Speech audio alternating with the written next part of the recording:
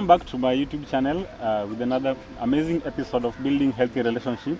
And today we have amazing guests in the house. We have engineers around me here. They are going to introduce themselves. You just tell us your name and what you're doing of late. We'll start with you on my right side. Okay, I'm Jim. I'm a medical engineer and also a software engineer. Thank you very much. And on my left side.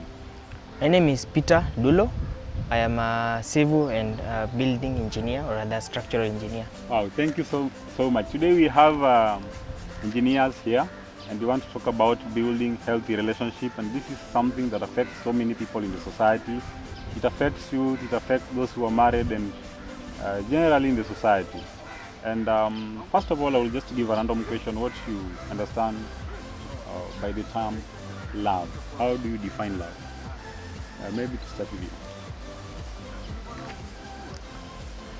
Well, love is, I don't want to use the term an emotion, but I would say it is a heart-to-heart communication between two people that have found a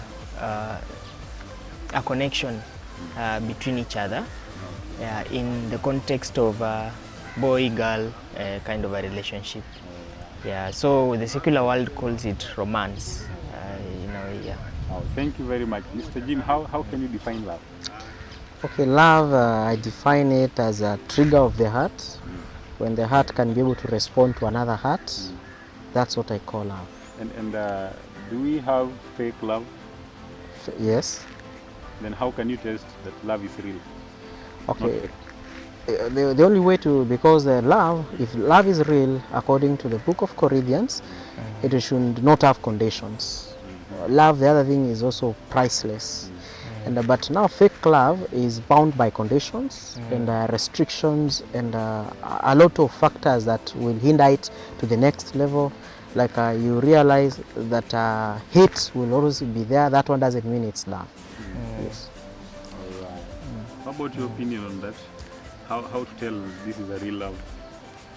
Well, I'll say from the scriptural context, of course, real love is patient, it's kind, it does not keep any record of wrongs, and it forgives, or rather it covers every kind of evil done against it. So true love will always forgive, and fake love will have limits. Okay. Thank you very much. And how can you fight pollutants like infatuation, lust, and I don't know, self-pity when it comes to relationship matters? You will respond first. Okay. You said infatuation, self-pity, and lust. Yeah, sure. Well, I think the best thing is, first of all, before one decides to launch into that realm of love, one has to find out whether is this true love, or is it infatuation, or is it lust? Because once you realize that you are following someone because you are attracted to their physique, then you should now put a stop to it. You should now come and assess yourself and find out, is this what I really want? My motive's right. If the motive is wrong from the beginning, it will be wrong throughout the whole relationship period. Okay. Now, how about you, Mr. Jim? Okay, so for me, the way I think someone can fight infatuations is by simply this, that you realize when you meet people for the first time, there's a person you see and say, hey, this person is right for the first time. But as time progresses, you realize, oh God, Lord forgive my eyes. So, but one thing I tell people is simply this: longevity of things. When you see something is good, don't take it as good for the first time. Give it time. Look at the response, and also for you to know the response of that thing. If it's true, it should surely be true. But if it was just geared for the moment, then it will change colors later on. But for you to, and then also don't rush your heart to that infatuation. You know, you'll always meet beautiful people, handsome men, beautiful girls around you. But for you to avoid it is at some point you need to take time to know people before you withdraw your heart to them. Yes. You need to take time to know people. Yes. So my question is, how do you tell that this is the right partner to have in a relationship? Okay. Now to that point, one thing I'll also come back again is time. There's the factor people don't consider, time. Time does a lot of things. Time, we always say time heals, time reveals. You get the point? And if you, for example, you meet somebody today, 1 month is not enough for you to make a decision and say, this is the person I want for the rest of my life. Yeah. You need to have time with them and see how do they respond to things. How are they to other people? You know, there are people whom you can stay with for the whole 1 year. Then you realize this party is the party that curses people all around. Now you realize, now I'm the next person to be cursed. You get the argument? Yeah. Okay. That's very good. And maybe just to ask, when you are considering a partner into a relationship, this is somebody you're going to stay with for the rest of your life, and you want to lead a healthy relationship with this person. Maybe just to ask, is there some factors or some character, some core values that you consider in somebody before letting them into your life? Yeah, maybe to ask you. Well, I normally say that it is your vision that chooses your friends and your associations. And in that same line, your vision will choose even the kind of wife you want to marry or the kind of lover you want to have. So my position is always that if your relationship is not leading to marriage, then it is leading to a breakup. And so the first thing is that you should know you want to marry this person.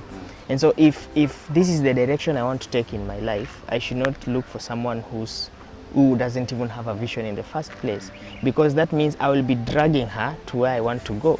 And so the first thing is that person should have some vision, and you should have the same core values.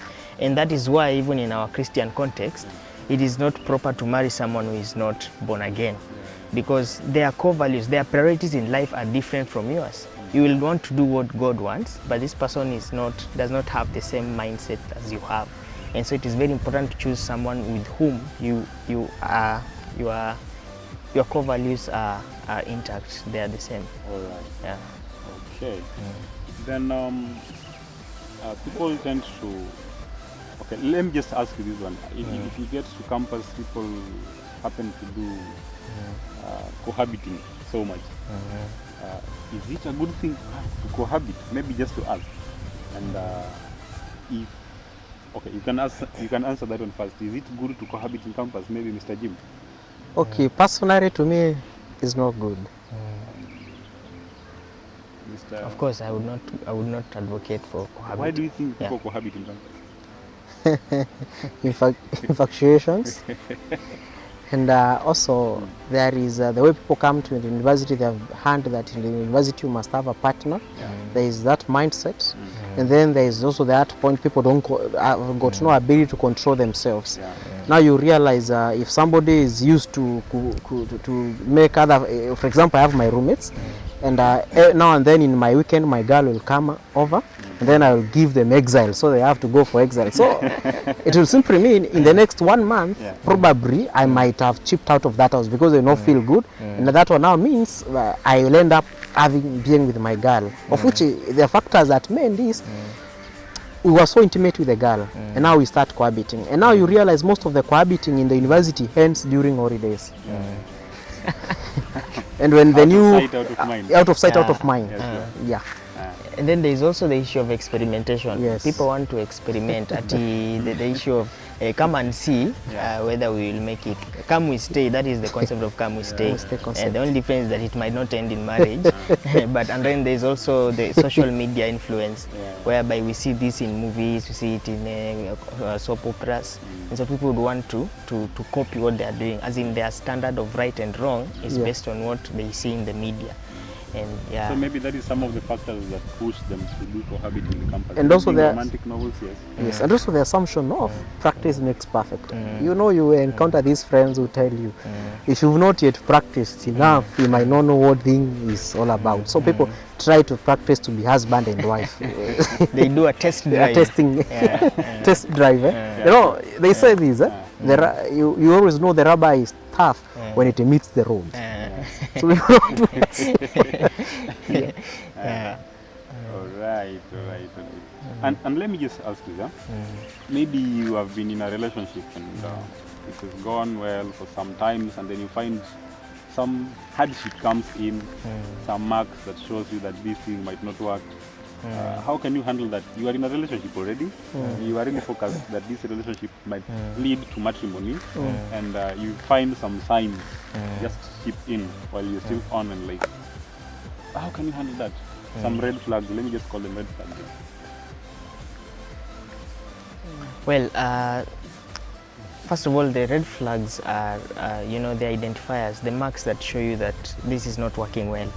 And I believe the first thing you should do is to sit down with this person on a table and just sober up with them, because I know there is that period in love where you feel like this person has no faults, no mistakes. But when you start seeing the mistakes, don't assume that you will solve them during marriage. Sit down with them and talk through and see, can we work this out? Is it something they can change? And if they cannot change, then you ask yourself, because marriage is not about the 80% in somebody that you like. It is about the 20% that you don't like, but you are willing to compromise and live with it. For example, if you don't like the way someone laughs, but you still love them, maybe you feel like that laugh embarrasses you or something in a public place, you ask yourself, am I willing to live with this? Because it's a personal issue. And if you are comfortable with that 10 or 20% you don't like, then you can continue with it. All right. That's good. That's good. Thank you very much. And maybe we have us, like men. What usually happens with us is that the first approach. Okay, when we see a lady, what happens is that we see the physical appearance of somebody, and that one is what leads us, like what makes us attracted to them, or them attracted to us. Become a flowers too, like. If you see the beauty of a flower, you get attracted to that flower. So maybe just to ask, is physical attraction very important when you're choosing life partner? Yeah. Physical appearance, Physical appearance is very true. We men is about what we see. Women is about what they hear. That's why you realize, we always say this, it's you might see a very, is it ugly man? Okay, don't use that term. Having a very beautiful woman around her. Women don't consider men's beauty, because the more they agree the man, the more handsome he is. By nature, naturally. When you look at a lion, you can't look at it this way, because they are. But now, to the women, there is the way they are built. Women, what we see, are the first thing. I'll say this: when a man looks at a lady whom he thinks will marry, the first thing that comes in his mind is sex. I know born again brothers will not say yes, they'll just say it is the Lord who led me to that. I know they are maybe in their world probably. But one thing the first thing they'll think of is sex. That's how the men are wired. So if a man can't connect with a lady physically, even emotionally, at some point it's a hand. So the factor of physique to men is very critical. That's why you see men, they are walking with their lady, then the lady passes by, the man will like look at the lady. And those are men. They might be a born again brother, but I'm not advocating for that. It's the nature of men.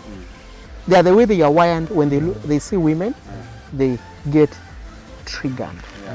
Yes. So I think physique is one of the contributing factors, in as much as also character is one of the contributing factors. Yes. So is it easy for ladies to determine a man who is really in for marriage and a man who is just there to joke with them? Okay, there is a factor that I always hear. There is one thing I always know.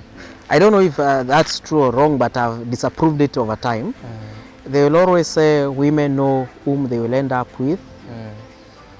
But at the end of the day, I've come to realize a woman might reject you 10 times, 20 times, but she will end up with you.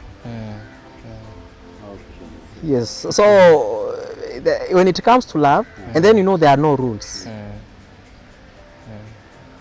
So I think in determination of who wins is the persistence in both parties. Yes. Because even I might reject her today, and she comes, and I think, oh Lord, maybe you might have sent her. Probably, what am I running away from? Yeah. How about if you talk? Okay, let's just talk about submission. I know. Okay. Is Is it both parties submitting, or ladies are submitting to men and men are loving ladies? Okay, from a scriptural context, ladies are supposed to submit, but men are supposed to love. And that is why naturally, okay, except I think the exception is the Hindus. That's the ones I know, that it's the woman who approaches the man and tells the man, you know, and proposes. But in conventionally, it is the man who goes to a lady and proposes to her. And when the lady accepts, it means that the lady is submitting to that love. And that's why there is a notion that it is not women who love, it is men who love the women, and the women submit to that love, and they reciprocate to the men. Yes. So I have a point to add. There's always one thing you'll always note. In Kenya, we only have one president. When we have two presidents in Kenya, we will always fight. So in a kingdom, there must always be one king. Exactly, yeah. And don't forget, we might have several queens. I haven't now said I haven't promoted polygamy, but I want to show rulership, authority. Authority doesn't come from different hierarchies. It comes from one, then it spreads down. So it simply means the way Corinthians are saying that the Bible is so categorical. Men are supposed to love. Women are supposed to submit. Submission, when you look at other synonyms, you'll see respect, inquire, like treasure, yani like you are getting instruction from. That is the term of submission, the way it has got more than 20 attribute ones to it. So now you realize women actually is not more of, even they don't want men who like respect them. They want tough men. The women will not tell you that. Generally, every woman, that's why you see women have got toxic men in their lives, but they say, I love him, I am at peace with him. If they are battered. Yes, because the man looks tough, but look at weakling men. Every woman fears him. Because this one might be beaten while I'm with him. I haven't now send men to turn into physique, but there is the way the men now are created. Yeah. And then there's also the issue of, he has talked of a kingdom as one king. If you look at the name division, Yes. it comes from the word die, vision. So if there is one person who has a vision, and then another person comes with a vision, there are two visions. That's why you call it division. Division. Yes. So if a relationship or a marriage is to work, then people should follow the same vision. That's why it calls for submission from the lady, and the man bears that vision. Right. Maybe just to get your view on this point, where it's I don't know, it's a saying or quote that what a man can do, a woman can do better. What's your say on that? What's your take on that? What's your view on that? My take has always been this. When I argue about it, people will always tell me I sound a chauvinist, but I don't sound chauvinist in it. I kind of want to say this. What a man can do, when they argue a woman can do better, it brings a point of competition. Have you ever noted men have never competed with women? Those who never come with a say what a woman can do, he can do it 10 times. No, they just say. So I think it's supposed to be like what a man can do, the woman can help do it. Probably, to me, it doesn't mean she's a weakling. Doesn't mean men are superior. But I've always even given people this point. In all my group discussion from primary school to high school to the university, when you put two women together to discuss, they'll never discuss anything. But bring two boys and two women there, that group will continue. Because women will feel more safe when they are discussing with men more than when they are. And even look at even the political system of our country. Are we the men who are hindering women not to fly, or it is women who make women fail? Because they say that is a land, they should not lead us. How many men are in this country, Kenya? There are more than us, they have tripled us. But we have male leaders. Does it mean it is we men who vote for more men, or it is women? It is women who vote for us. So that saying, that to me, that doesn't make sense. Yeah. But you have not commented about that. About what a man can do. A man can do, a woman can do better. No, I have never really seen the practical application of that statement. Yeah, because I believe, okay, I'm not gender biased, but I believe that you should say rather what a man can do, a woman can also do. If a man can be an engineer, a woman can also be an engineer. But if you say what a man can do, a woman can do better, it means you are being biased towards the female gender. And the competition part. Exactly. Like the way we are saying, promote the girl child. Where is the boy child? They are singing these songs that Mandocho, Nikan, Nairo, Mogada, you want these songs that don't make sense. All these songs. And then these okay, imagine this way. You promote women, you leave the boy child. What does that one mean? This girl child will come back to this unschooled boy, and then that you realize we have a lot of single mothers because the boys are not educated. You promoted one, you left one. But imagine of a society where you promote all of them, so they'll be the elite in the society. Yes. Okay. Yeah. How can we ensure that we have healthy relationships with that? More so, specifically dating. Okay.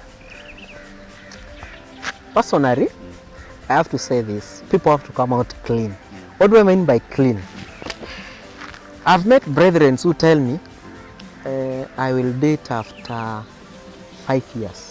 I look at them and I laugh. Like another brethren told us some times back, him is so busy with life and things of God, he thinks he will date after 10 years. Then after 3 months, I hand is in a relationship. So to me, I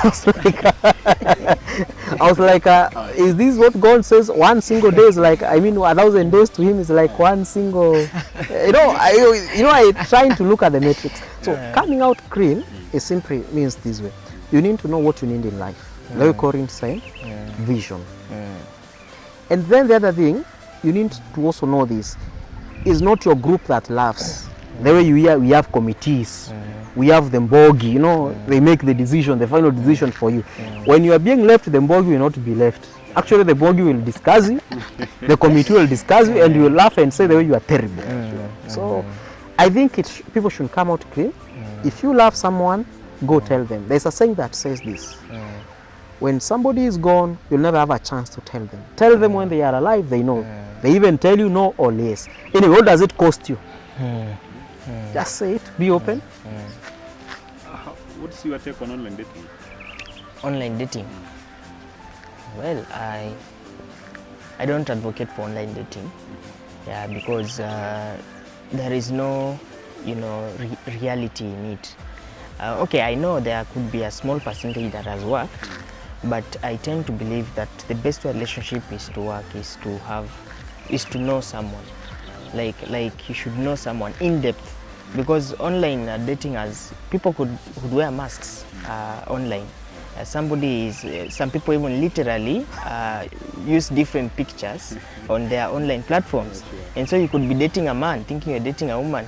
That man has only posted photos of a lady. That is her profile, his profile picture, and what have you. Yes. And so it is important to have a conversation with someone, preferably face to face.